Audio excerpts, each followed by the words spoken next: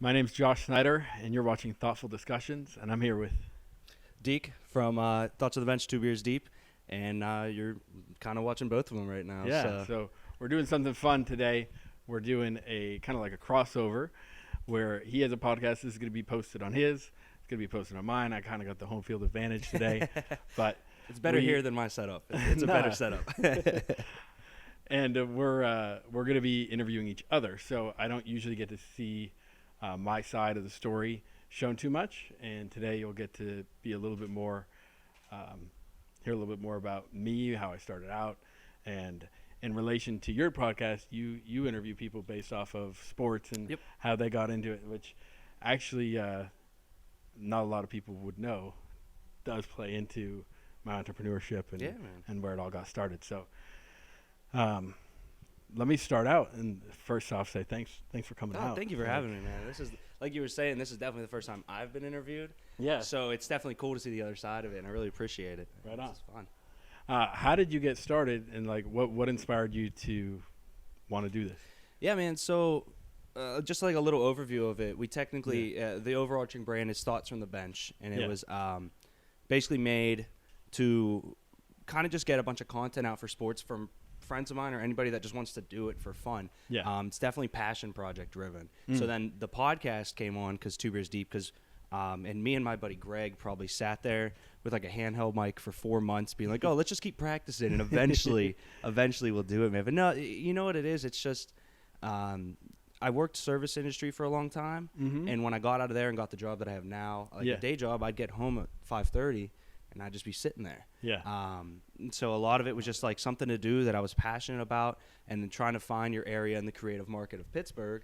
I was like, all right, sports. That's just where I like to be. So it was my comfort zone, and jumped right into it. Awesome. That's sweet. Yeah, man. So let's talk about you. All right. How did you get into it, man? And then just I do basically say, how does it influence the fact that you grew up with some kind of athletic to where you are now? Right. So let's start with there. I mean, what did you do growing up, and who was your inspiration for whatever sport or athletic thing you were doing? Gotcha. So my background is that I'm an entrepreneur, and I've been an entrepreneur. I'd like to say since I could remember. My parents had a health food store when I was a little kid, and it failed miserably, and we ended up losing our house, and like it was.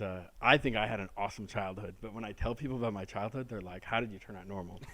And tribute to my parents for kind of holding it down, and they made sure that everything went all right, but there was definitely some rougher times, and like but it in a good way. I think it built character, and it made my brother and I really strive for like what could we do to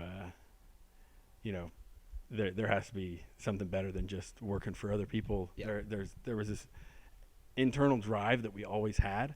And my brother John, he's 2 years older than me. I'm the youngest of 5 kids. Oh, wow. And so we always we had a lot of free time and a lot of ideas. And when I was 12, I broke my skateboard.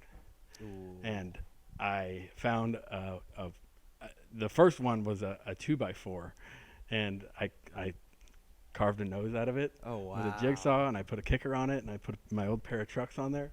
And we called it pencil skateboards. I put grip tape on it, and we ended up which is like a 2x4. With a 2x4. Wow. We ended up making it a 1x4, and we like sanded it down better. But like the wheels were on the side, and it like sticked out, and it looked funny, and people loved it. Like we had, it was when the internet was first like accessible. Yeah. I mean, when I was 12, I'm 31 now, so it was a bit of time ago. There was this like our website was probably something.com / like, and we put that on flyers. We're like, go to this website. It's at least 50 characters long, but you'll get there and you'll be able to see what we're doing. Wow. And we had a skate team. So I was making these, and I was giving them out to my friends, and we were taking pictures and making videos. You were hustling from the start. Oh, dude. Yeah, you were grinding there. We were. Wow. And I did that until I was about 16. We wanted to open up a skate shop. We found this little skate company that they were called Diarrhea Skateboards, and they were in Orange County, which is where I grew up in Southern California. Oh, okay. And they let us buy stuff wholesale. Wow. We were, kids starting out, but my mom had a seller's permit for doing stuff because she did like flea markets and stuff. Okay. So it was kind of under her Okay, umbrella. so you took the So, license yeah, and were able to sell. they were like, yeah, Wow. that'll work, and so we were able to come in and kind of buy stuff and do whatever. And huge shout out to them because they just saw like a couple kids that wanted to like get something fresh, and they're like, all right, we can kind of work with that and finagle. And they were super cool, and we ended up going to the local swap meet and setting up. And this is when I probably should have learned a lot more about branding and Hindsight 2020 there. right. We only had a couple things. Like we had one or two pair of trucks. We had one skateboard. We had it wasn't anything big, but we were just like, we want to do our thing. And a friend of mine was making longboards, and another friend had T-shirts, and so we were just like, all right, we're gonna do it. And we wanted our big thing, we wanted to start a record label. Okay. Which I don't know why. Like I think everyone did at one point right. in life. My brother and I were interested in music, and I was interested in making T-shirts. Like I said, when I was 12, I was making the skateboards, but I would do stencils on T-shirts, and I would, spray paint on, and all of my friends had T-shirts, and it was just a thing that we just were constantly kind of pouring into. Do you still have any of the T-shirts? Oh man, I don't know. That's a good I question. was just say like a little memento type of. Yeah. Like what were you? My brother's really good at that stuff. Really? He probably does. Yeah. Get that framed and put it up right on the wall. Right. So we were from the get. We were definitely on the entrepreneur end. I wanted to do the record label. The record label wasn't really feasible. What part of that interest you? Was it the recording or the actual performing or just the being a manager type of it? Because a record, that's a lot. Like to say you want to do that, what part of it really drew you toward it? We wanted to make the products. Okay. That was for some reason that was like, I could burn CDs. I could get a duplicator. I could do this or that, and I can make the production for some reason always. And I don't mean like technical production, like the actual audio. Yeah. I just mean the physical. Like I can get a machine that does this thing. And so when I was 16, I started working at this screen printing shop. It was just a local city screen printing shop. And they were great. They taught me how to print, like legitimately screen printing. And I learned how to use a darkroom and actually shoot film and all sorts of, like, this place was 30 years old when I went there. So they were in the third generation deep, and they knew what they were doing. They had a lot of old school stuff. So I was able to glean from their years of knowledge. And at the same time, I was buying some of my own equipment and doing that at home. Yeah. And that's when, at one point we had 12 bands under our record label. Really? And all that meant was we were printing our name on the sleeve and giving it to them for basically free. Yep. And like if you squint and shake your head, you could see their band name because we weren't that good at it. And people loved it though. People loved what we were doing. We were doing it in my dad's garage. Thank my dad. He was super supportive, and he was just like, yeah, go ahead, do your thing. And we went from there. When I was 18, I quit that other print shop, and I started working for myself full time. And that was when the entrepreneurship really started. Yeah. Granted, I didn't have a ton to lose. I was still living at my dad's house. The car I had didn't have a car payment. Yeah. Right, exactly. I was 18, and it was just, I just had this drive to want to do something. And we were on MySpace early. We were within the first 1 million users. If you remember MySpace, you could change your, and I know I'm getting really deep into this. Keep going, man. I love this. If you remember MySpace, you could change your profile, but you had to know your ID. Yep. 757969 was ours. So, and I know that because I punched it in 1 million times for different things, and it was. We were within the first, actually, 3/4, 700,000. And so we were up there before they let you change your top 8. It went by when the user was in there. So there was Rock the Mullet, Tila Tequila, all those people that were Dane Cook that were originally in, early signups that had a ton of friends. So we ended up with 16,000 friends within our first like couple of years Holy crap. of this little screen printing business. We were doing it in our garage, but we were always taking pictures and Yeah. like we didn't know what we were doing, but we were just like, hey, we could leave comments on things. We could be friends with people. We could do this. And so it just became this thing. I would do the t-shirts and then I would do the social media stuff. And I had no idea what I was doing, and I didn't realize how big of an advantage that was giving us. But people were just always flooding in with like, hey, can I get a quote? Can I get some t-shirts? Do that. And so after 3 years of being in my dad's garage, we moved out, got a little place, and did that for a couple of years. It grew. We got a bigger place. We got an automatic press. Holy crap. And here I am, 22 years old, getting a loan for like $60K from family, and they helped me out, and we bought this gigantic machine that prints that does pretty much all the work for you. Yeah. And we built this thing, and it did okay, but we definitely it was bigger than we were at that point, and it was a huge learning experience to see what all we didn't know. Yeah. And it was like, okay, we went and put ourselves in a position where we have to make $500,000 a year, and we're making a quarter of that, and we're not doing exactly what we want to do. We don't have the sales behind us. At that point, I didn't know really about sales. Yeah.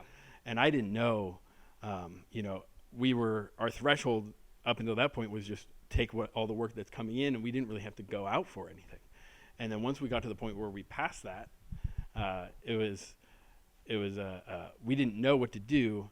We just tried to keep it going for as long as we could. And then we ended up selling it to someone, and it's still running today. Wow. So he's actually expanded on it. He was doing it in his garage for a few years. So he had a good customer base. By the time he added on to ours, it just blew up. And a lot of his customers were ready for that kind of scale. Yeah. And so it worked perfectly for him. And he even said, he's like, man, we should have done this a long time ago. We could all just partnered up and like been able to glean off of this big one thing. And so I'm really proud of that. I go out, every time I go out to California, I go and see him, and see the shop, What's and it see called? what they're doing. It's called No Division Screen Printing. Okay. And that's the original name? Yep. Wow. That's unbelievable, man. Jeez. Thank you. And I mean, it's super fun. I miss the customers. I miss Southern California for obvious reasons, but the people out here in Pittsburgh really make the difference. Yeah. And I moved out here. I have family. My mom was from Pittsburgh. What part of Pittsburgh was she from? She was from Mount Lebanon. Very cool. And I have two brothers. My closest brother and my oldest brother are both out here in Pittsburgh. Oh, really? And so we all moved out here, and it's been a super fun experience. How long ago was that when you moved out here? I moved out here in 2011. Oh, okay. Cool. Yeah, so it'll be 7 years this summer. And the first couple of years, I was just kind of getting my footing. I knew I still wanted to do entrepreneurship. Yeah. I went and I worked for probably 4 different screen printing shops. I worked for a pizza place, which I had never done before. I went back to school, so I dropped out of 10th grade, and did all that, and then got my GED kind of later, and then I went and started taking some college courses when I was in California, and then a couple when I was here. And it's just been kind of like a fun ride, but 2 years into it, I was just like, what am I doing here? I obviously don't want to be working for anyone. I know my value. I know that I can get things. I was able to take some time and reflect on what I did wrong, what I did right. Having the partnership, especially with family, I mean, sometimes it's not always great. And, there were weeks where we were making $40 a week and we were putting in 80 hours. Yeah. It was like, it didn't add up. Right. Not the right way. Yeah. Exactly. And being able to do something on my own gave me the freedom to kind of just like not have any roadblocks. I did things exactly the way I wanted to, and I was able to, and having 6-7 years of experience as a mid-20s made it so that I could have a pretty successul start. Well, it's funny that the first thing you notice when you move here or whatever it is, the people. Absolutely. Because you're like the epitome of a Pittsburgh guy, but you weren't even born here, but you just end up here, man. Because it's literally seeing and I'll see you out at events and different things like that, and just the people that are a core group of the change of Pittsburgh all have your same mindset of, Absolutely. look, man, this is my worth. Yeah. I'm going to go get my worth. Yep. And I'm not going to accept anything less. And I think that's such a culture. So for you to see that in the people and have that on your own, it's just funny to hear, because then you come out here and obviously, you're successful right now, and I'm sure this is what you want to be doing. Absolutely. You're your own boss, and it's what you love, man. That's unbelievable.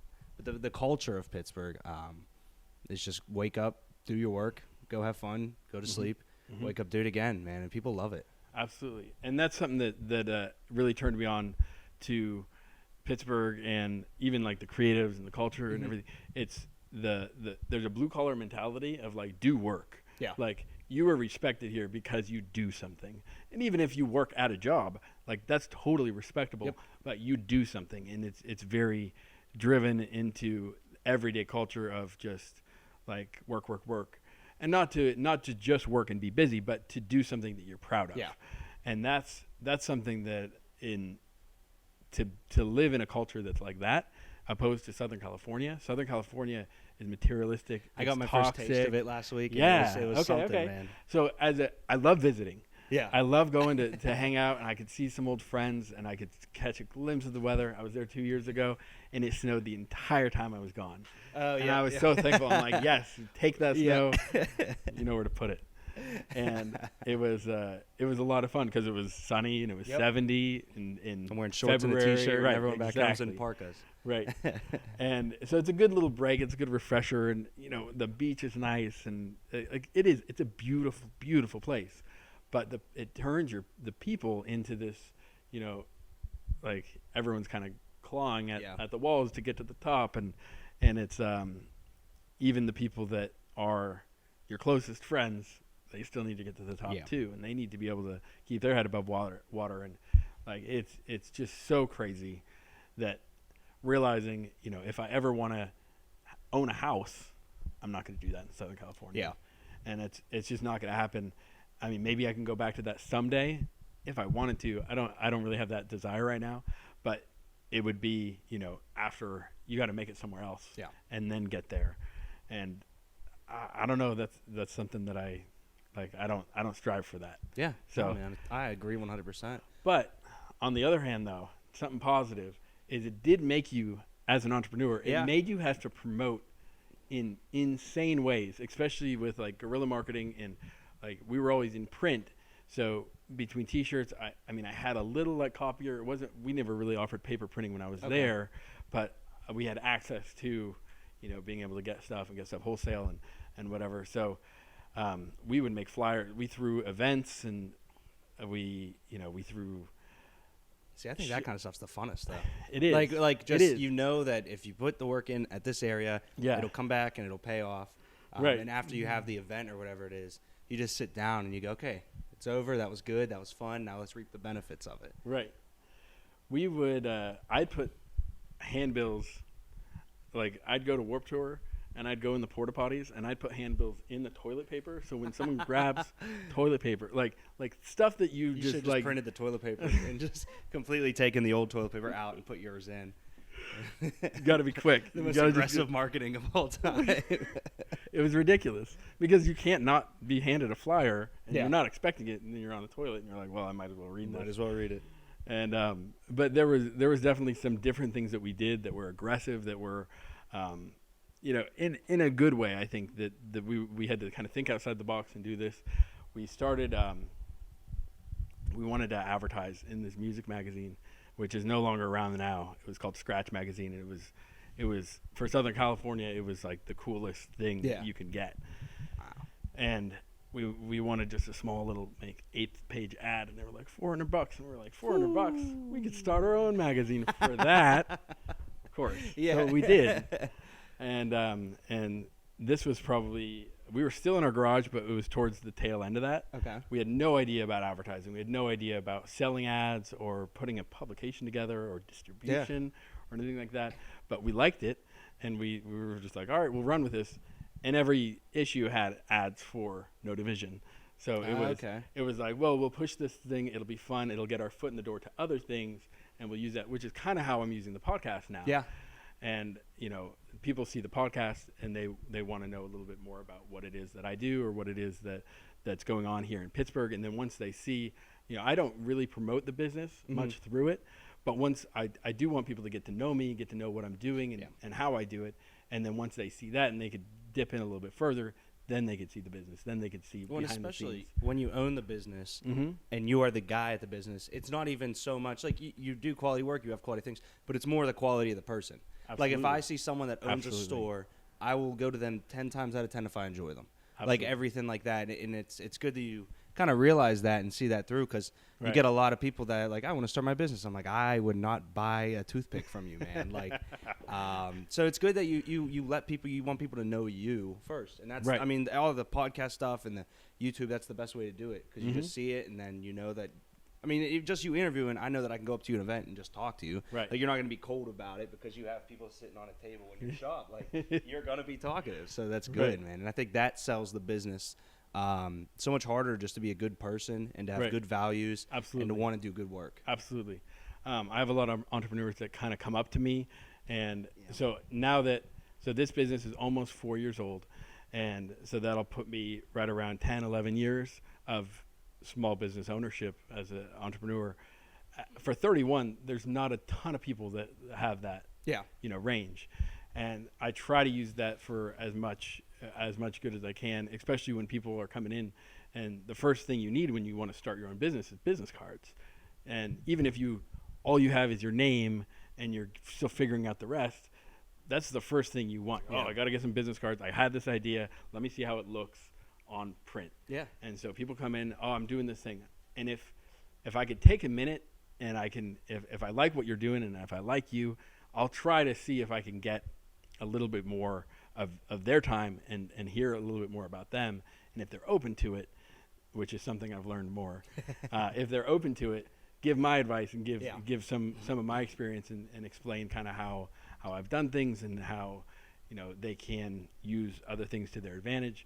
Mistakes that I've made that they don't have to make, and I love the business. I love the people I work with. I love the customers. I love print.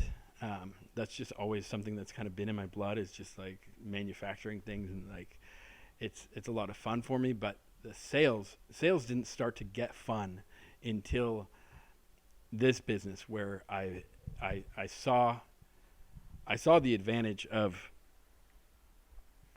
having the numbers and making them grow and building on that, and having something that when we sold that business, I learned. So I was in that business in Southern California. And being 18, 19, 20, 21, 22 in a business where you are the top. If someone has a problem, they are coming to you. They are yelling at you. They are threatening you.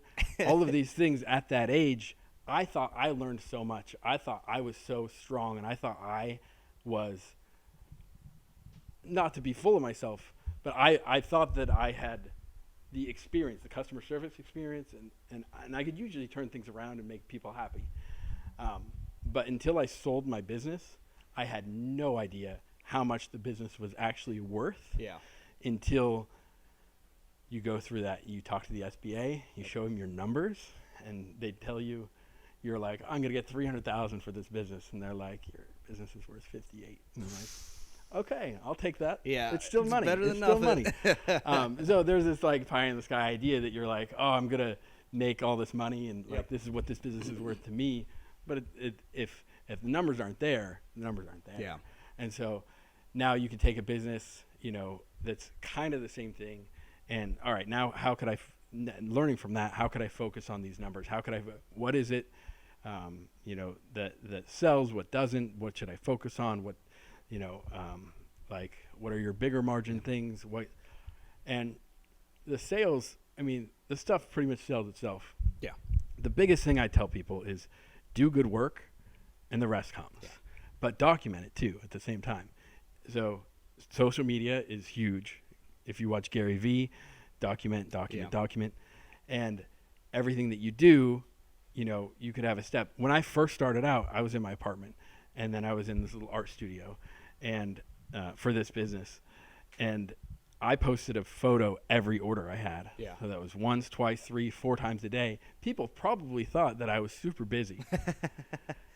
I wasn't. I always hate the term, but fake it till you make it. Fake it till make you it make look it, like. man. I always hated it, but it rings true. I mean, sometimes. I just wanted to show off what I was doing. Yeah. I was proud of my work, and honestly, like, it was a lot of fun for me, and seeing the response. And when I started out, the opportunity I had was I became a stay-at-home full-time dad, and I had to do that. There was no choice there. I wanted to do entrepreneurship again. I finally, after having a couple years and getting connected and knowing people, Pittsburgh is a very warm city. It's very easy to meet people. It kind of, sometimes because it's so connected, it's hard to kind of get in. But once you're in, once you're in, you're in. For you're good. you're totally in, and the people are very warm, and the people are very, they want to try you out. It's a unique stretch of people that go to the networking events and everything like that, and it's so interesting for me because you get a lot of guys that are doing the same thing. Right. I mean, let's even talk about podcasting. Like you and I, we just talked, and we're like, oh, I have one too. Like, so many people are like starting or have had or do have a podcast, and I don't think anybody wishes ill will on their competition. Not like at all. I Not want at all. everyone to succeed that's doing what I do, so that I can succeed too. Right. And you get a lot of that with the people. Just starting their own businesses. I mean, look at the city, all the photographers in the city. Right. None of them have ill will on each other. It's, No. hey, I'm going to try and get a better picture than you, but make sure you're out in the morning to get a good picture too, because when I beat you, I want you to your best. Right. It's a culture that I enjoy because it's not it's not cutthroat, it's not negative, it's not bad. It's a positive competition no matter your platform. And so Right. it's so different than And then when you get more than what you can handle for yourself, you bring other people in. Yes, yeah, and people are willing to help. Like Right. that was the coolest thing about just seeing people work in their own business, and then I see people collaborate. Like I saw Right. Ben Petro on here before, and I've Yeah. known Ben for a couple years. Metro was on, I saw, Yep. and Art Like Us, like just guys that I see around at a block party or something like that, and Yeah. and everybody wants to be involved in everyone else's stuff in a good way, which is so awesome for the city. Absolutely. To transfer that into print. I mean, there's a print shop that I work with that's a mile away. There's a print shop I work with that's 10 miles away, and there's another one that's 30 miles away. Jeez. And we all do something different. Yeah. And there's a reason, I may not want to buy this machine that costs 10 grand. They have it. They'll let me use it. And it just makes sense not to have that for myself, or not to have it yet, and and let that product kind of build, and then once there's enough demand for it, then I can get that machine. But it's amazing how there are some print shops that they see it's a little too close for comfort, and they want nothing to do with you. And then there's other ones that are like, like you're not, there's no competition, like we're far enough away, or we do something different enough. And it's just there's kind of enough work for everyone. We're all just trying to get our work back from like the online retailers. We're not all we're in not it together over the exactly, internet. Exactly. And we are competitive. People don't realize that we can turn out product. We could either turn it out quickly, or if you give us as much time as you would take for someone online, we can be competitive on that price. And it's a lot of fun to kind of work with the customers and see what it is we can do. I always give an option. Like people will come in, and printing is probably one of the worst industries where people have some absurd idea. I need a 3D business card that flies through the window. And I need it in an hour. And so there's always something that we can do. Yeah. Whether it's exactly what they want, or we might bring them down to a little more realistic expectation. Ease them to the surface. Right. And then, this is what we can do right now. This is what we can do later. Let's kind of work on, let's do both of those and kind of work on that and get it there. But it's a great culture. What's the funnest project to date you've done? And I know you probably had a lot of fun with like T-shirts and Cali, or doing your own thing. Right. But what's like the project that it was either something super crazy hard that when you were done it was great, or just like something that you did that you're like, wow, that was awesome, and you have some of it left over because it was cool? There's a couple. In this last year, we did a lot of work for Thrival, the innovation event. Yeah. And there were these like 8-foot tall pillars of coroplast that were like triangle, and like we had to figure out how we were going to cut them and glue them. Awesome. And they ordered 20 of them. They were my biggest order to date. They came in, and they knew exactly what they wanted, and that was their third event. They were great people to work with. They knew their budget. They knew what they could have, and they just went down the list. These are all the things that we want. What's the price? I gave them the price. A couple days later, we went and had a meeting. They crossed everything off, and came up with a budget, figured out exactly how it was going to go. Then it was just artwork, and then get the production done. It was a lot of fun just to be able to have that big of a project, but have it managed so well that we can just bang it all out. Yeah, man. And then that same week, the next week, I matched in sales between like 10 other customers that same amount. So it was it was incredible to see how much production I could do at and I wasn't even at my max then. And then we moved into a bigger space, and so now we could definitely afford to do more. Yeah. Another project was Mars Jackson, his vinyls. We just made 50 of them. We didn't make the actual vinyls, but we got everything, the case and the vinyl and everything. It's all done. But we're making a booklet, and we put a sticker on it. We're shrink wrapping it, and we're doing this all this other stuff. And there's an insert, and so we get to we did 50 of them. They got shipped off to Australia. But there was just a show, and now it's going to be coming out in April. Wow. And so we're going to get all those in soon. And I have one over here that, there was an extra. And it's like, that one's mine. Yeah. I'm going to keep that. Why do we have 51, huh? That was definitely a fun project awesome. to work on. I almost charged close to nothing for it because I wanted it so bad. I'm like, let me do this thing. I want to do this thing. Booklets are a lot of fun to work with. People don't realize that how much is involved because it's like, oh, I want 100 booklets, but I want it to be an 8-page booklet. Yeah. Like, well, 100 booklets, 8 pages, that's 800 pages, and you have to put it together. In and theory, it has to be doesn't sound that bad, but it is. No, but they're a lot of fun to do, and especially if it's like art books, photo books, stuff like that. A lot of fun. I work with Dirty, Durty.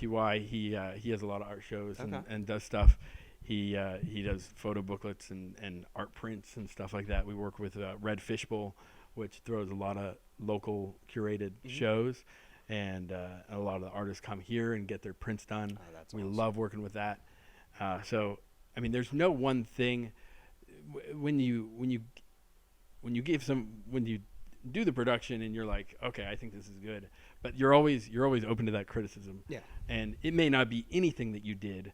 It might be that they had just had a different idea. They thought the color would come out different. They thought the paper might be different, whatever that may be. When you hand something to someone and they love it, that is the feeling. Best like feeling you get in the chills, world, yeah. And you're like, oh, man, I made something and you love it. Yeah. This is fantastic. Let's do this again.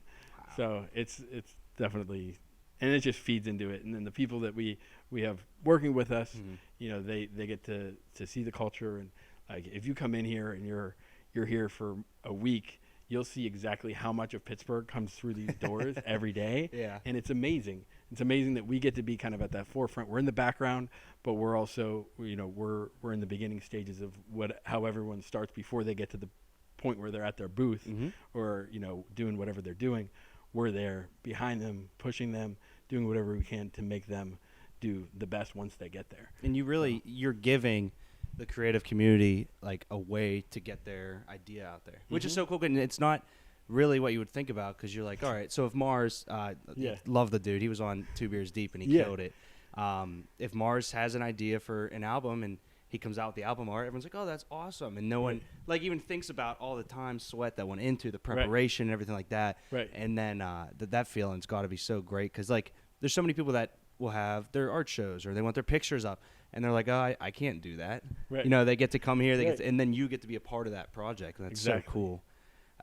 So backtracking a little bit, I want to hear, like, in just the entrepreneurial mindset, like you obviously have that before we even talk about athletics and skateboarding. But I know that skateboarding, for me, like I never skateboard. I used it as a luge going down my driveway. Fair. I think we did that a couple times. But I had a friend that was semi-pro for a little while and sponsored and. Cool. He would just talk. He's like, it's not even competition about me versus you. It's about I need to get this trick down. Right. And I think that's so different than every other sport because it's not – I mean, if you see a bunch of guys skating, they're all just skating together. Right. If you see guys playing basketball, it's a basketball game. If you see football, it's a competition. Yeah. That is like, oh, you can hit that trick. Do it again. I mean, how is that different for you? How does that get you? Did that? I mean, it obviously helped in the entrepreneurial mindset, Right. but you've already had that. But where does that fill in for you? So skateboarding was so I was homeschooled from second grade on, and my mom was a bit of a pushover, and we would once we hit maybe 12, 13 years old, my brother John and we would just go skate. Yeah. And she'd be like, "Oh, you need to get your schoolwork done." And we'd be like, "Yeah," but we went and skated for 6 hours. And she's like, "Well, I guess it's 6 hours of PE." Yep. And so she was just kind of like, "Oh, we'll let it slide. You'll do more later." And we were always like, "Yeah, later sounds great." Later's great. And we did that for a few years, and we just kept skating all the time. And I was never really great at it. Yeah. Like I couldn't say that it was something that I was like awesome at. We built a half pipe in our backyard. No way. That was fun. I never got air. Like I never Doing backflips off the top. I may have got to the coping a couple times, but like it was more just fun. And then like our friends would go on it, and they'd actually do good, and we're like, "Oh, sweet, it's fun." And but going like we lived 13 miles from the beach, and Which beach was it? From Huntington Beach. Okay. Yeah, and so we would skate to the beach. Wow. Which was a pretty decent skate. We'd usually like take the bus back or get a ride. Yeah, I was gonna say 13 miles is a lot. Yeah, when you're not biking or in a car. But they had skate parks down there, which now there's more skate parks around everywhere. But like back then, that the skateboard parks were at the beach. Yeah. And there was, there was this one skate park, and it was right by the skate shop where a pro that. He owned the skate shop, so we'd always want to go in there and like check it out and see if he'd be there. He never was, but who was it? It was the owner of Dark Star, Chet Thomas. Okay. Yeah. I was gonna say I pretty much only know guys that were in Tony Hawk games. Okay. Like it's no, he was. What year was he? He was definitely in there. Oh really? And yeah, he was real technical. He'd be. I hope I got that name right. That was a long time ago. We'll edit it in if it isn't. We biked from Marina Del Rey to Santa Monica Pier. Yeah. So many people skateboarding at the park in there. Mm-hmm. It was like I'm looking at it. I'm like, these guys are actually really good. Like I stopped my bike. My girlfriend's 2 miles down there because she kept going, and I'm like, that guy he did like a flip. Like holy crap, man. Some ballsy guys in there. Yeah. No, there's people that are amazing, and I think that was part of the experience too, is just being able to like see that, be around it. Work with, at the time it was just other kids that wanted to do their thing. And we had this wholesale hookup for like grip tape and trucks and stuff that our friends would buy off of us. And we just kind of did our thing and that's awesome, and man. Had fun with it. Have you skated at all recently, or when's the last time you were on a board? Oh man, that's a good question. No, definitely not in the last 10 years. Yeah. You know what? There's a little skate park down in Canonsburg. Oh, and really? I got on with some friends, DNA Skateboards. Okay. They're at skate parks all over Pittsburgh, and they gave me a board and they were like, "Oh, go for it." And I made a fool of myself for like 10 minutes. I'm like, "All right, I'm done." But That's it was still awesome. Though. That's a physically demanding thing. It absolutely is. Man. The balance is fun. Like I could do, some basic things, maybe some more old school things. Yeah. That were, not as fun to watch as they are to do. But who's your idol skateboarding? Who would you watch growing up? If you've ever seen Animal Chin, or anyone watching, if you know, you know. It's. I think Tony Hawk was probably 16. Oh, in wow. it, and it was. There were Steve Caballero, and he was young, and it was the Powell Peralta gang. Like all of it was there, and it was just like all these guys that ended up being super great. Yeah. Later, when I was a kid, they were in their 40s and 50s, and so when I was watching that video, it was so old, but it was so fun. Like it was made in the 80s, and the idea was there was this Chinese guy, and he was some sort of figure that was, they were trying to find him. And so they went all over California, they went over to Nevada, and they were just skating the whole time, San Francisco. I think that it actually started in Hawaii, and they were searching for Animal Chin. And then at the end, they realized that he is inside of all, and he's the spirit of what makes us all do. Yeah, no, it's a good awesome. storyline. Wow. It teaches you a lot about the culture and how it all kind of happened. And big shout out to that. And Tony Hawk was like, he was the coolest kid, or the coolest guy when I was a kid, like ever. And no one, I mean, I think it's always funny to look at skateboarding because, like I said, I don't do too much, but like what it did for like the guys from Jackass and things like that, like for the culture of skateboarding is so like amazing. Like for me, for someone on the outside that played like a sport or something, like in high school, I'd see the guys that were skating and they would just be sitting there chilling and doing it. But then you watch like the TV shows and everything that came from it, and just insanely cool. Just the whole culture of it. Right. I ollied once. It's my history. That's my resume. You did it. Yeah, but I did it and then I quit. I retired right then and there, man. But no, the culture of it, it's very relaxed, very cool, very, let's just have very fun. Southern California. Yeah, that's true. So wait, is Southern California more longboarding? Not so much. Okay. I mean, there's definitely people out there doing it. Yeah. But I mean, skateboarding as a whole, extreme sports. It's known for a place that you could go surfing in the morning, skate in the afternoon, rocket power, and you can go snowboarding in the evening and hit the slopes at 4 p.m. Wow. And like there's in the wintertime, it's still 70 degrees. You can still go surfing, you can still go skating, and you can still go snowboarding, and it's this kind of thing. And I never really got too into surfing. I did that a little bit. Okay. Again, wasn't too great at it. Snowboarding was probably the best thing that I was, although I wasn't super great. It was just more fun for me. Longer runs, longer, you can do some whoops and do some, hit the half pipe. And is whoops the technical term? Yeah. Okay. I know what you're talking about. As soon as you said it, I never heard whoops before though. No, I have no idea if that's the real term, but that's what I call them. That's awesome. And no, it's definitely fun culture to grow up in. Yeah, for sure. So was it your family just moving back to where your mother grew up? Why'd you find yourself in Pittsburgh? And talk a little bit about the shop we're in now, please. I want to hear the story behind that. So the move back was we decided to sell the business, and a relationship ended. And with everything that was happening, it was like, well, I could either get an apartment and do, kind of get into the rat race of being in Southern California and getting a job and all this stuff that like I didn't really want to do, or I have this small chunk of money. And my brother he was getting married and he wanted to move to New York. Okay. But New York was out of the question because they didn't have enough money to quite move there. We had family in Pittsburgh, and so him and his new wife decided that Pittsburgh was going to be their destination. And they had decided this months in advance. Yeah. And I was like, well, I want to move out of the state. I don't really know exactly where I want to go, but I might as well go where my brothers are. And I actually jumped on it, and I moved out a month before my brother did. And it all proved to be the right move. Yeah.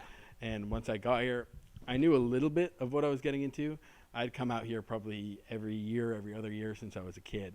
So being, in 24 and moving out here, figuring out exactly what I was at a good age. I could still hang out with college kids, and I could still hang out with, people that are in their 30s. It was really easy to make friends. And, my oldest brother, Mark, he gave me a little bit of a start. He's like, yeah, you can stay in my basement as long as you want. There you go.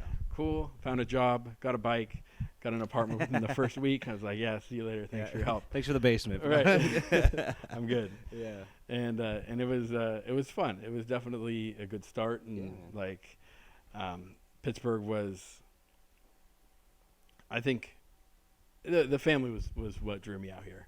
And once I got here, or once I saw, I went to my first Unblurred on Penn Avenue, like after I was probably the first month that I had been. The screen printing shop that I was working at was on Penn Avenue. They participated in it, and I was like, what is this? And there was so much, all the art and all that. I had been to art shows, but nothing that was that organic, and nothing that was like just shop after shop after shop. Yeah. Blocks of, in every business.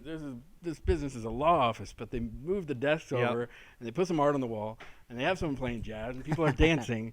And it's like, this is great. Like, I want to be a part of this. What could I do that I can, involve myself? And it's awesome. There's some great little venues around there. The Yeah. people definitely cultivate this culture. There's some downtown art crawls, and you know, there's a lot of culture here. I don't think it gets enough respect, and it definitely has heart. Yeah, man. I mean, it's a living thing. Mm-hmm. The culture of Pittsburgh, and you hear that word a lot. Yeah. You hear like the buzzwords like creative and culture and all that thing, Right. but it's so. I mean, it resonates in the streets, especially like you were saying. I was walking. I lived downtown, and there was just an art gallery crawl one night, and I was like, oh, Yeah. I forgot that was happening. I mean, Right. everything they do at the Point, they have jazz fest just in the middle of everywhere, Little Italy parties. I mean, it's awesome that the city just kind of is a living thing. Yeah. And I don't think it gets as much respect as it needs or it deserves. Right. Because you get so many people. I mean, we've had so many famous people leave the city, and they're still part of it. Yeah. But they leave the city and they become huge out there, so that the people like you right now that are still in the city and you want to do something in the city. Right. I think it's a hot time for that right now, and it's exciting. Absolutely. We have some huge talent. Yeah. You know, musically, I think that there's a lot of musicians that are going to do really good things. Yeah. There's people that have been around for a long time that are going to help propel them, help push them up. There are, I mean, art-wise, there's definitely it's about the people in the background more than anything, and they give people a platform. They give people a place that they can do it, and there's these amazing people that love what they do, and because of that, we're all able to grow. Yeah.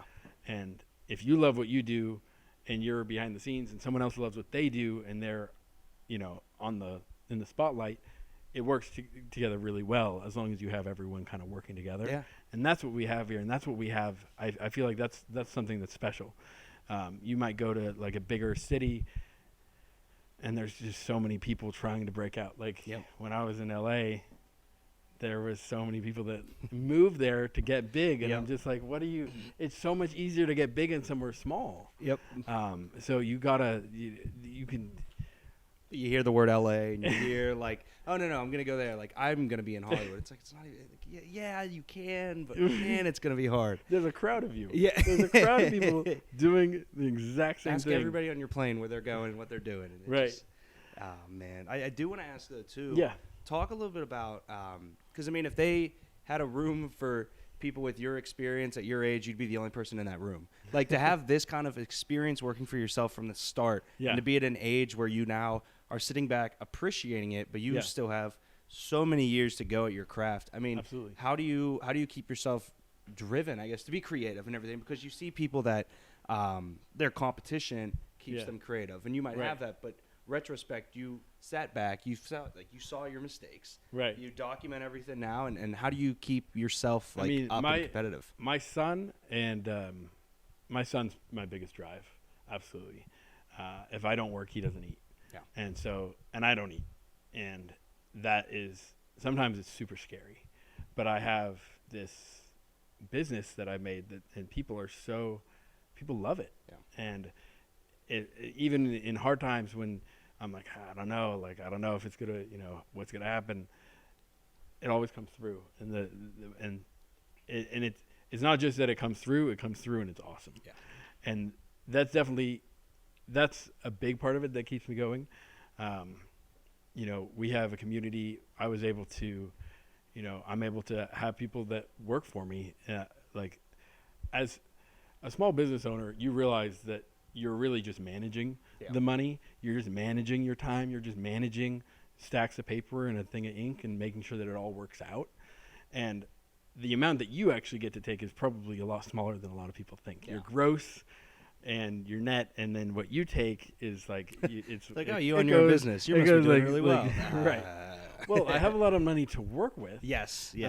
Sometimes, as long as cash flow is good. But it being able to work with people who appreciate what you're doing, and then they get to, they're either already a part of the culture or they want to be a part of the culture, and then they're able to see exactly how it all works, and they might move on to something better. And I realize that in small scale print industry, it's the industry is called quick printing, and it's actually decreasing by 1 or 2% every year, and we've doubled every year. And so to see obviously we're taking a chunk from someone, but what we're doing, the people want to be a part of it, whether it's from the customer end or if they want to work with us and, be here. It's definitely, we've created something that, and when I say we, I mean the people that I've done it with. Yeah. It's definitely been something that I've been able to do with a lot of other people, whether they're still here or whether they were here when I first started, or we get little bits and pieces from everyone. It's been a huge experience that's where the drive comes from. Good. It's good to hear that you're a family guy, and I'm sure you have that with people that work with you. It's a family. That's what we are. Right. And that's something that it's tough to find anymore, but when you find it, it's good. And it's good to be a part of it, man. Thank you. That's funny. Who do you listen to podcasts? Like, why'd you start? I know you started it to tell the story, but was there a podcast you listened to that you liked?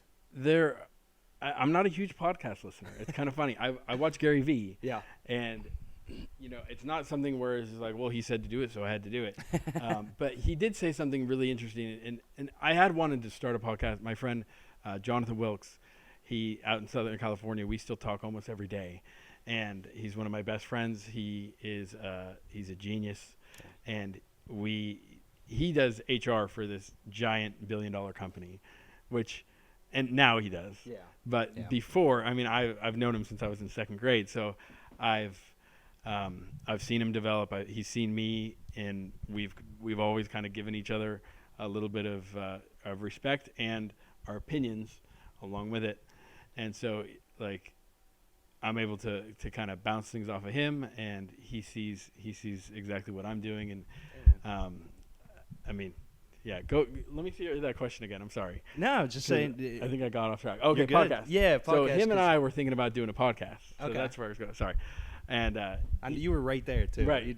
Exactly. So we want to do a podcast together. It just never really worked out with like technology and him being far away, and we're almost too good of friends that when we get into a conversation, it goes into this rabbit hole, and it's like not something that other people might want to listen to. A lot of inside jokes and a lot of past experiences. Right. Yeah. But seeing Gary Vee and seeing what he's doing, he did say he said something that stuck out, and he's like, don't listen to what I'm saying, watch what I'm doing. Yeah. And the way that I do it. And when I created the business, I knew the arbitrage behind social media. Yeah. And I remember what we did with Notivision and how big we got on MySpace. And I saw Instagram, and 70% of my first year's business came from Instagram, which counted for over 20 grand worth of work got from Instagram. The rest was either word of mouth, or it was, referrals, or it was repeat customers. And once I had a customer, the chances of them being repeat was super high. Oh yeah.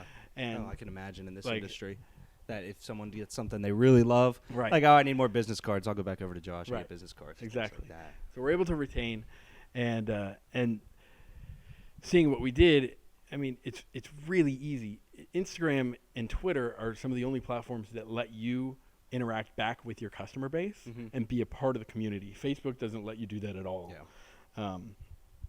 So if you can take that and you follow a set of people, and then you like their photos regularly, they get to know you, and there's this feeling of familiarity that they, once they see your pictures, and they see, I'd post pictures of my kid, and I'd post pictures of, him with, sitting on a stack of paper, or him sitting on the copier, and it'd be fun, and people definitely felt like they were getting to know us, and they were. Yeah. And you could watch reality TV, and in a sense, you feel like you know them. Yeah, you're part of that group of family. So there's this kind of phenomenon that kind of goes on, where if you put yourself in front of the camera enough, and if you have to engage. Yeah. So it's not just putting out content. That's not enough.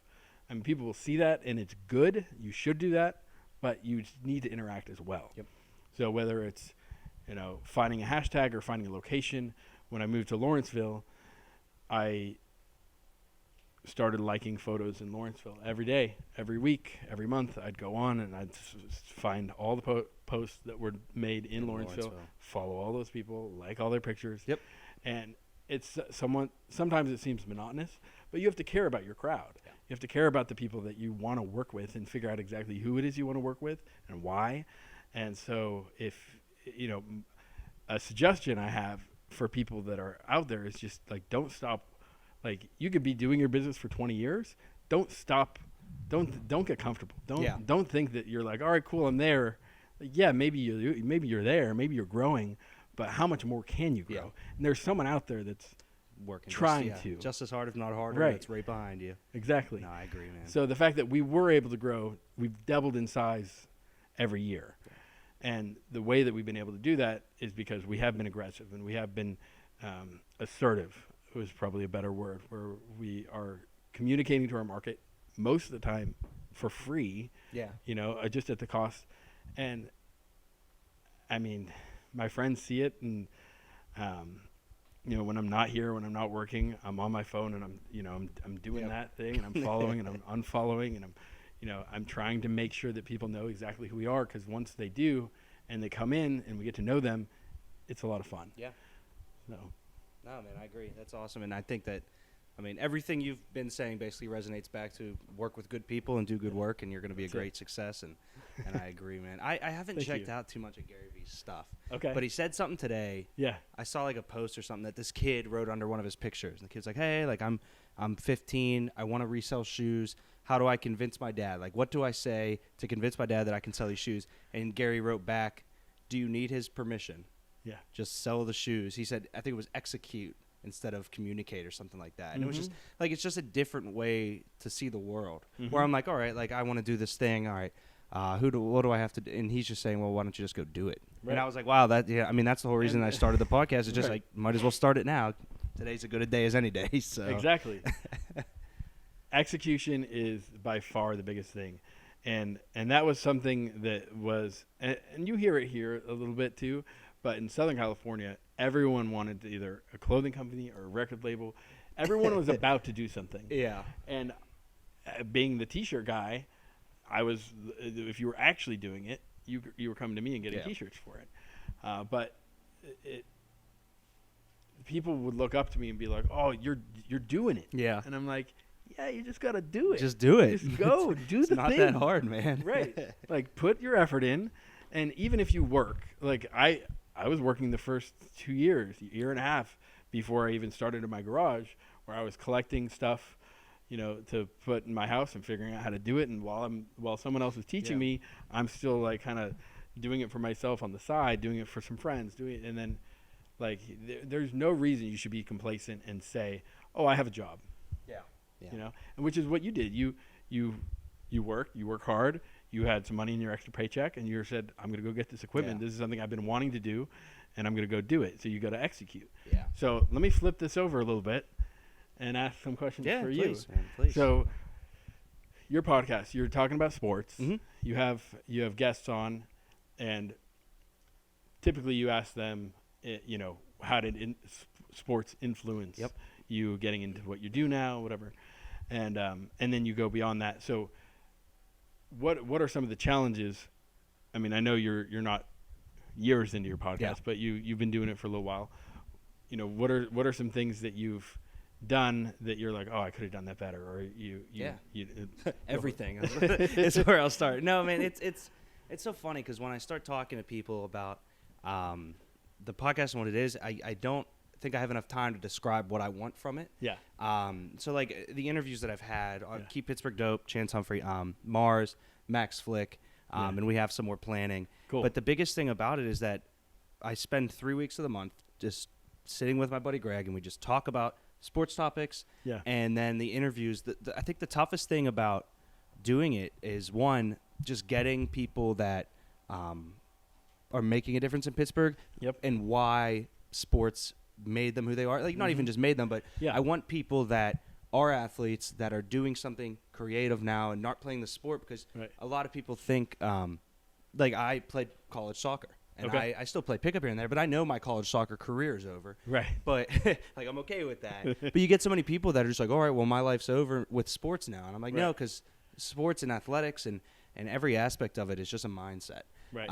So one of the challenges is just finding the right people to fit into it. Another one that I know I can always do better is we do a lot of, like, Greg and I will sit down and have a little half-hour production meeting beforehand. But we try to find ways to make people that don't like sports want to listen to the podcast. So So I write blogs on Thoughts on the Bench, and we have a full crew right now doing WWE and foreign wrestling, like 4 guys that. Okay. Shout out to Josh, Anastasia, John, and Greg. They literally are all amazing people, videographers, blog writers, on-camera talent that were just, they're amazingly talented at wanting to watch wrestling, and they said, we want to do this, and I've known them for a long time, and so I was like, yeah, please do it under the brand. I think for the company or whatever it is, the toughest thing is to find people that want to do this for free, for fun, because there's no benefit. It's just about what you want to do. Right. And on the podcast, it's just... You'll find some daily little challenges, but I'm trying to find a way to make like my girlfriend want to listen to it more than just because I'm dating her. Like I want it to be like, oh, I listened to it, and like it's not about the stat line from last night. Right. It's about explaining to people certain situations in sports. Like a lot of we do now is NBA driven, and we don't go back and say, all right, the Lakers did this, blah blah blah. We'll talk about why Russ and KD had such a falling out, like things like that. And that's where I want to go with the writing of it too. Is I had people that want to do baseball, and I say, I don't want like you to go to the game and give me a stat line. I want you to pick something in the game that you like, that you saw. Like, tell me why the pitcher's in a slump. Like, what is that going on? And I think there's a huge market to have people understand sports that don't like sports. And I think it's a cool little fun thing because I found myself doing it at the bar for 5 years. I would be sitting at the bar and somebody would say something about what's on TV, and I'd start talking to them. Right. It's very just kind of blue collar talking about what's on TV. Yeah. And it's fun, man. And as you can see from your podcast, I'm sure, it's fun. It's just a good time. Absolutely. No, that's great. What's one of the big things that you learned from like a coach or from someone you looked up to when you were doing sports? What drove you? Made you want to do it, want to do better, want to do. I was always a pretty laid back, like I was never like the cutthroat athlete. Yeah. I knew how good I was, and I knew what to do to get better. But I was always very easygoing with it. But I think I was about 12, and we were at an indoor soccer tournament. I used to play for a club called Northern Steel Soccer. Okay. And we were bad. It was really bad. But our coach basically was talking about how I used to drive an hour north for practice. And so one night there was a big snowstorm, and so the practice wasn't canceled, but my parents said, we're not driving an hour in this, and the coach said that's fine. And we got to the game on the weekend, and I guess no one had showed up to the practice. And some of the guys lived 5-10 minutes from the facility. So the coach was basically like, guys, like some of the guys that are farther away, I understand. Like you're not off the hook, but I understand. And he said, how many of you guys went to a friend's house or did something fun? And everyone had left their house and just didn't go to soccer. And he said, what, guys, he was just talking about when he was from England, and when he used to want to play soccer, he had to do his work, he had to do his school things, and the quote he said was, do what you have to do what you love to do. Yeah. And that stuck with me so hard because it's not that I didn't love soccer. Like I loved so many things growing up, but it's you do what you have to do to do what you love to do. Absolutely. I think that's the thing that resonated. That was like my MySpace caption for like 10 years underneath it. But that by far is something that I've lived my life by. Because you have to. I mean, there are things there's things that suck. There's things that you work at a print shop, and I'm sure there's parts of it that you're like, I don't really want to do that. Right. But you have to do it to do what you love to do, man. I can't say it enough. It's been my favorite quote forever. Awesome. People see us with these fancy printers. We're like, we just have bigger printer. We have bigger printers. We got bigger printer problems. Bigger printer problem. And they're more expensive to fix. Yep. And when they go down, it's not fun. Yep. So it's the same thing. You got a big boat. You got a bigger boat to fix. Yep. Bigger car. Same thing. But no, it's I see it. I see what you're saying. Yeah. And I think a lot of it is. I mean, I had always liked to do a good day's work more than, and I enjoy during the day I do a lot of building supply sales. Okay. Great company. I love what I do, but I miss the restaurant industry so much because it was, all right, I'm there at 4:45. I'm going to bust my hump until it's 11 and I go home. Yeah. I really miss that aspect of it. Like you were talking about how much fun it is to do something. Right. Because if you do well, and I never served, but I would bartend and I would talk to people and they'd be like, oh, this was great. Like, thank you so much. I'm like, I did a good service. Yeah. You find a lot of times with other jobs now, it's like, with sales, you obviously have an end game of sale. Yeah. but it's a little less rewarding when the benefit is like 4 months down the road. Right. Whereas like someone comes in, I'm like, I get them a drink, we talk, all right, boom, instant gratification. Right. So I think been looking for that in every aspect of it at this Gotcha. point. So I would say to you, just learn to love the process. yeah, Set goals every day rather than the long term. yeah, And then, when you hit those, that's your instant gratification. true. You know what I mean? Yeah, no, that's a good way. I mean, I need to do that with Thoughts on the Bench, the podcast as well, because Yep. there's a lot of things that I'll be like, all right, I know I'm interviewing person X 3 months from now. I'm like, Right. but I should be leading up to what I want to do and things Right. like that. Right. I'm going to have Chance back on because he was the first interview I ever did. Okay. And I did it by the seat of my pants, and it went very well, but it was Yeah. just like, man, like I could have done so much different Right. with what he said Right. and like going into what he said. So you're always learning, and I think setting goals that's something I definitely need to just do Absolutely. and execute. Absolutely. That's good. So what would you say the future holds for you? That's a good question, man. I don't know because I've been in Pittsburgh my whole life. There's always that that thing in the back of your head that you want to go away and come back.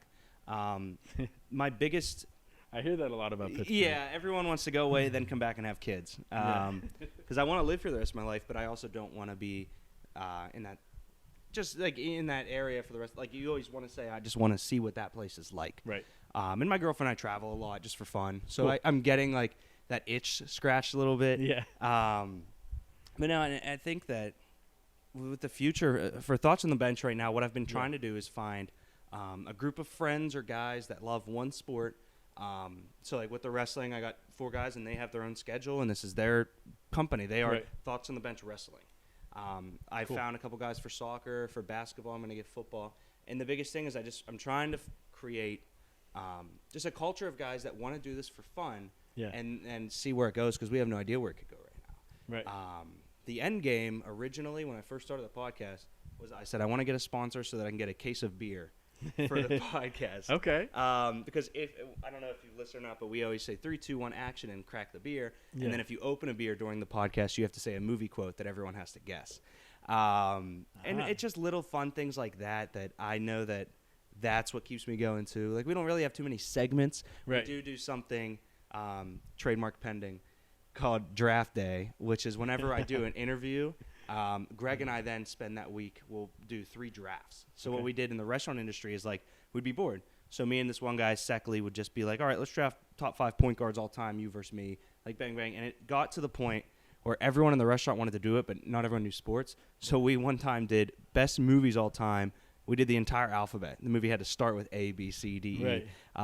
So we'll do that, which is fun. And I want to keep that up. And eventually Cool. we kind of want to start some kind of podcast with just that concept, which I think would be fun. Yeah. But I don't know, man. The future of everything that I'm doing, I just want to keep doing it. You know what I mean? Like, Yeah. I don't know where it is right now, and I have a couple goals that I know personally, but as of right now, I just want to keep doing it.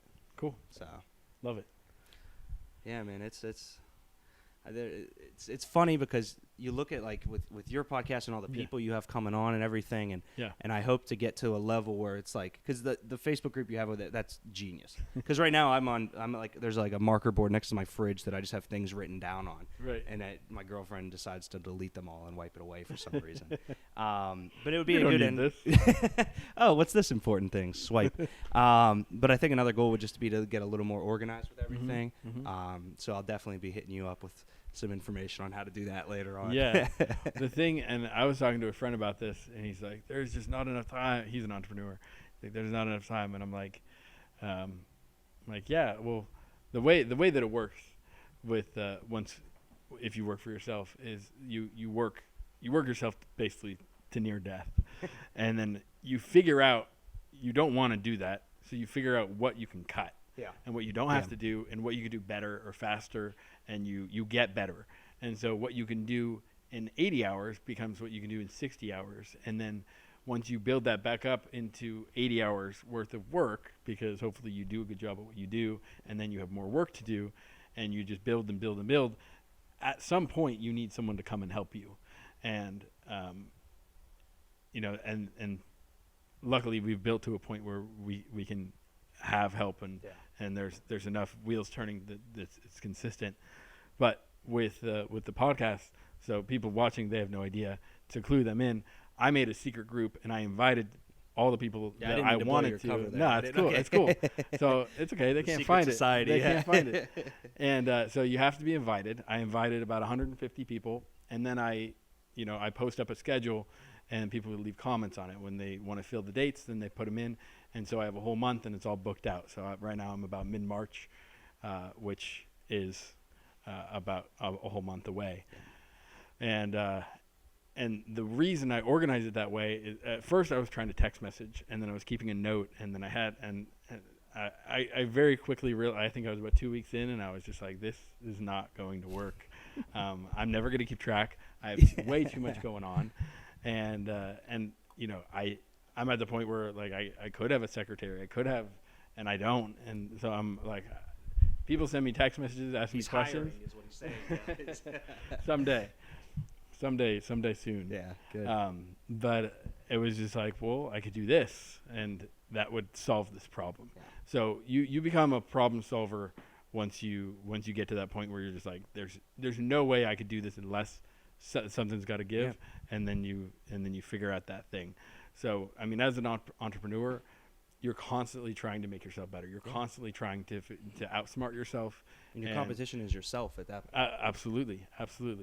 So we have this little secret group, and then people invite them. So like I'll ask you later, hey man, do you have anyone that you would invite you would like to see on my podcast? So people that have been on it or people that I've invited, they can add other people too. Okay. So and that's kind of grows and grows and grows, and then cool. there's always new people. And that's good because that gets you more content for everything. Exactly. They don't know what they're doing, so like they don't know that they're inviting their friends in for your Right. content. But no, that's what I need to get better at myself, and I know that is I've never been a great organizer. Yeah. So whenever I saw that, I was like, oh, that's a great idea. Cool. So One thing you'll see with entrepreneurs is once you figure something out, you want to share it.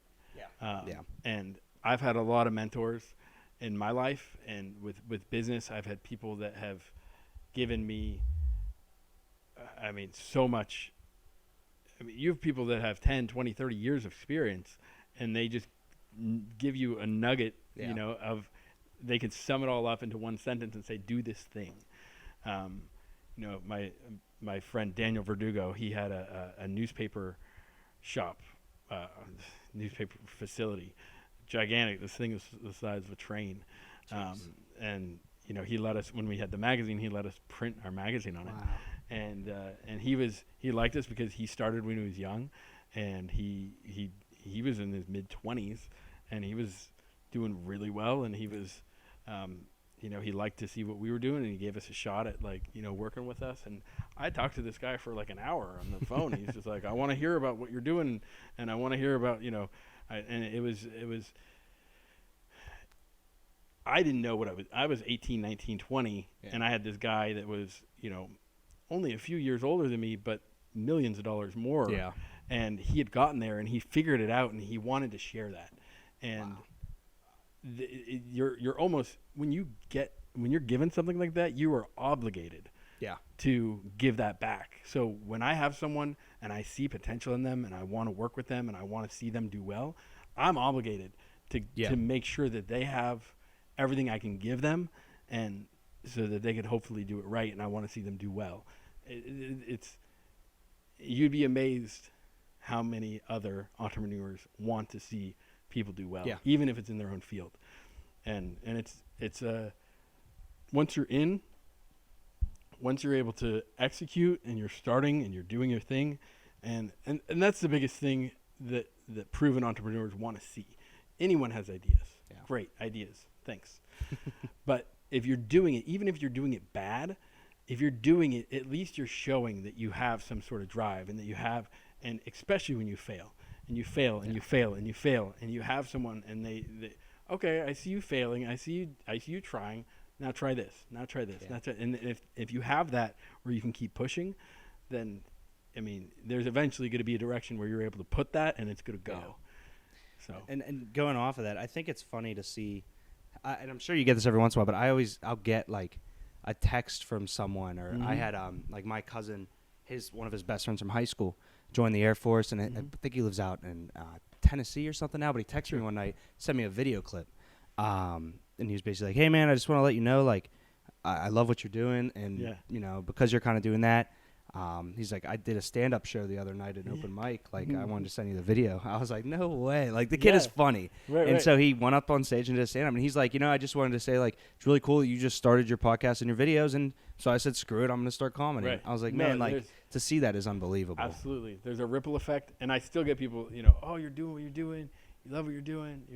You know, and it's like, yeah, thank you. Like, I can't, I feel like I can't take that much credit because it's not just me. Like I have an idea and I execute and I go and I fail and I go again and I fail and then I go again and I do good. I do good, fail, good. Like it's not all perfect. Yeah. But the rate of success has to be higher than your rate of failure. Yeah. And once you get to a point, you know, you have to say thank you, of course. Like, thank you. I appreciate the support. I appreciate people reaching out. Oh, dude, you're doing this. But I wouldn't say it's all luck. I mean, it definitely has some luck. But if you try enough times, you're eventually going to get there. Yeah. It was funny the other night. I was out just at a bar and I'd ran into a couple girls from the Point Park soccer team when I was there. Cool. And the one was like, we were just talking about you earlier tonight. And I said, oh, what about? She's like, oh, it was between you and then my old roommate, Dom. She said, well, Dom's getting married. He's having a kid and you have a podcast. I was like, those aren't a correlated thing. I hope you are being sarcastic. She's like, no, it's just so cool. I said, I found out how to use the internet. It's not the same as starting a family, but I appreciate that. But it's just funny because like people that I haven't talked to in a couple of years. Right. I had a buddy move to Manhattan for work, and he texted me one day, and he was like, I just saw your mock, because we put out a mock draft for the NFL already, and he said, saw that, and you're an idiot. And I was like, well, thank you for listening and watching, Josh. I appreciate that. But the people that just like check it out, the people that I would never expect to watch the videos, you get people come up or text me and be like, hey, watch this, I saw this. And 9 times out of 10, it's not even like, great job. It's, I saw this, here's my thought on it. Right. On what you said about, like I had a Super Bowl, I did Deke's Pick'ems, which is I just pick the games each week. Yeah. And the amount of times that I'd get people texting me after NFL Sunday and be like, oh, you're an idiot, you missed all the picks. I'm like, where were you Thursday, Friday, Saturday? But it's I started carrying myself a little bit more professionally with everything. Because first I run the Instagram and Facebook, and I would just post like different things and this and that. Nothing bad, nothing vulgar, but just I wouldn't put too much thought into if I did. Right. And now I'm like, all right, I don't know who's watching it. So let's put out something fun. Let's put out something that I think maybe this demographic would like. Right. And let's see if it hits. And it has, and it's been interesting to see the people that just be like, hey, I listened to that thing. Like, how do I get involved? Right. It's been really cool. Cool. Love it. What's your favorite sport, type of sport, team, and athlete? So I always has been soccer for me growing up. Okay. But so if I was going the soccer route, it's Manchester United. Yeah. And then my favorite soccer player, that's a tough question. Right now playing, I love Paul Pogba. He's a Man United. He's just so creative and good. But overall time, it's probably Ronaldinho. But to go off the sport that I didn't play that I like the most is definitely basketball. Okay. I've been a Lakers fan since 7th grade, and actually, it's dude. That's why we went to LA. And Kaylee, my girlfriend, every Christmas gets me tickets to a game, and then we split it. So we saw Kobe's last game against LeBron.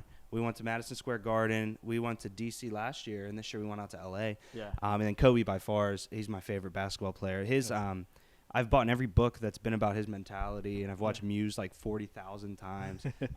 Just the thought process and drive and the stories about that guy is literally one of the biggest inspirations for me as well, because you just look at it and you're like, how can that guy that was born the same way as me think that way and I think this way? And it's very – that's why I like athletics so much, is you got the guys, like even not the big name guys, but I love the undrafted walk-on story of the guy that then ends up like Case Keenum in the Vikings this past year. Like nobody wanted him. He was very bad with his previous coaches, and then leads the team almost to a Super Bowl. Like it's nowhere else in the world can you see that on that stage. So I'm going to, basketball, Lakers, Kobe.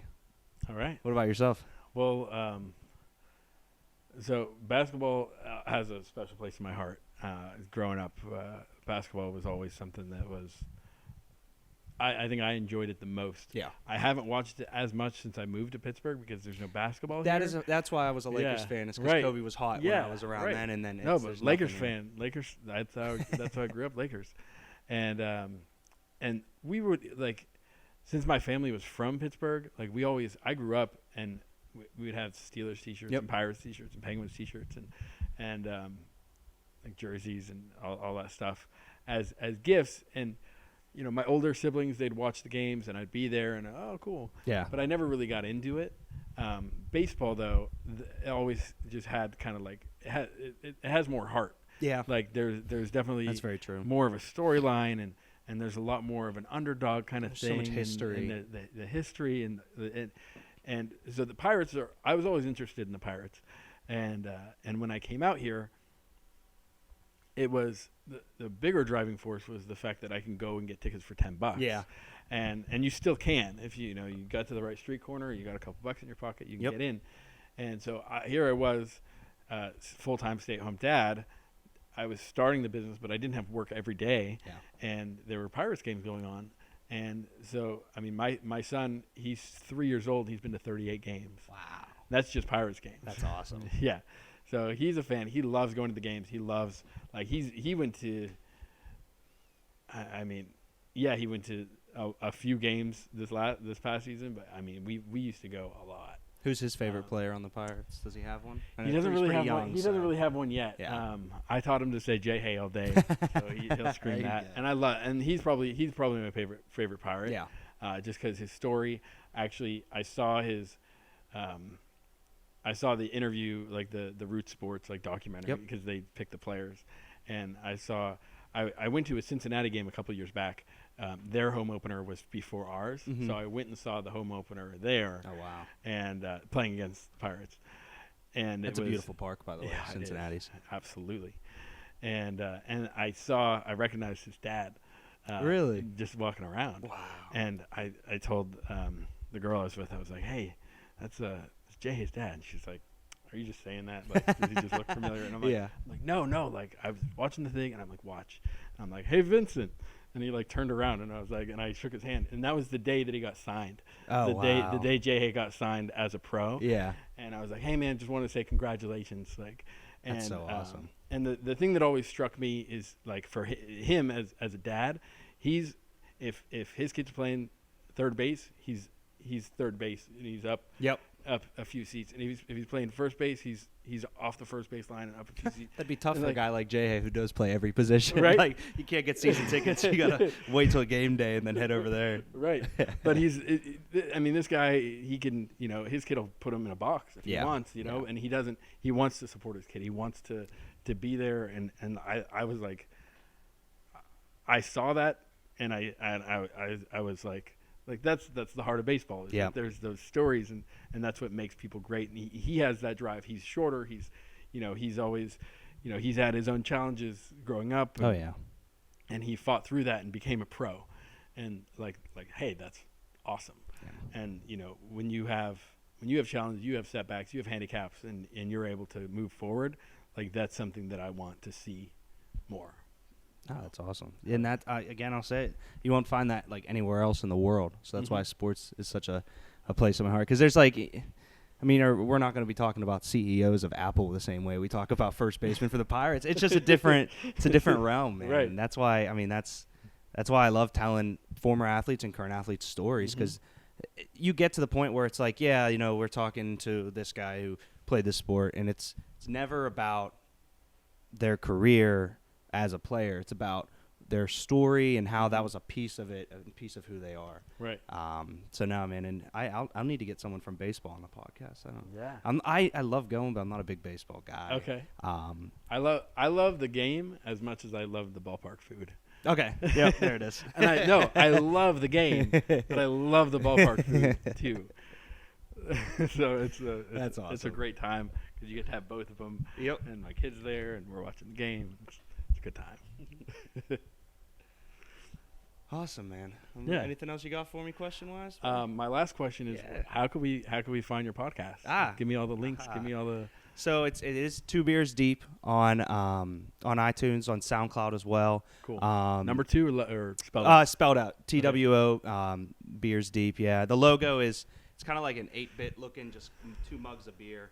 Nice. Yeah, Cody made it for me one day, and I was Sweet. like, yeah, that's cool. And I'm gonna need some stickers of it, so we'll talk after We this. got you. Me personally is at Deke Whiten, DekeWhiten on Instagram and Twitter. Cool. Thoughts from the Bench is on Instagram as Thoughts FTB, and then on Facebook there are Thoughts on the Bench as well. Cool. And then we have a YouTube account where a lot of the videos are. I know I did my Pick'em videos, and it's just Thoughts from the Bench on there as well. And then www.thoughtsfromthebench is our website where we host all of the articles I've written, as well as we have 2 guest articles. And that's another thing I always tell people: if anybody wants to write an article or do something, just let me know. I mean, Cool. It's on there, but everything's on the site, so that's the best way to find it. But Sweet. and where can everybody find all your stuff for when I share this? Yeah. So my personal Instagram, Josh Snyder. That would have been impressive. Oh. Josh at Snyder. At Josh Snyder 86, Snyder with an I, and you could definitely follow just kind of like the personal everything that's going on in my life. I try to post a lot of stories and stuff, so if you're there on the 24-hour thing, you can kind of get a little glimpse on what's going on. It's a lot of print stuff, but try to keep it personal. And then Facebook and Twitter and Instagram for the print shop. Just type in Flower City Printmakers, and Flower City. We're located in Bloomfield, which originally was just a field of blooms, and so it was a flower. It was a city of flowers, yeah. And it's kind of on this hilltop, and there was this mural that was on the Bloomfield Bridge Tavern for a lot of years that got painted over, and it was an Andy Warhol thing. He didn't. I don't think he painted it, but it was themed, and it had the letters Bloomfield in every potted plant. And so we tried to like kind of take the colors and the font and kind of put that in there. So Flower City Printmakers has kind of a ring to it. We're hoping that we could open up some other stores that someday they would be Printmakers locations, but they'd have a play on words for their prefix for the different area of it. So Instagram is Flower City Printmakers. If you find us on Facebook, just type in Flower City Printmakers. On Twitter, it was too long, so it's PGH Printmakers, and that'll just be the umbrella for when we get more locations, hopefully. So that's pretty much it. Thanks for watching. This has been Thoughtful Discussions and 2 Beers Deep. That's awesome. Make sure you like, comment, subscribe, share, and tune in next week. Thank you again, man. Yeah, absolutely.